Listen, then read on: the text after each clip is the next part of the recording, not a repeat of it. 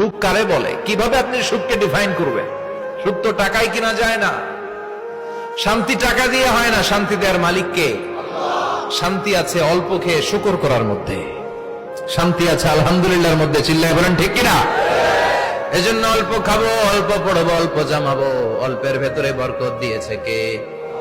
দেখেন ধনী ভাইরা খেতে পারে না, কিন্তু রিকশালার কি সমস্যা হয়? রিকশালারা সব খেতে পারে। কুলিওয়ালা, দিন মজুর, এরা একেবারে স্লিম সুঠাম দেহি, মেদহীন পেট, পেটে কোনো মেদ নাই, ভুড়ি নাই। আর কোটিপতিদের মেদ আসারা নাই, এত বড় বড় পেট। ঠিক কিনা?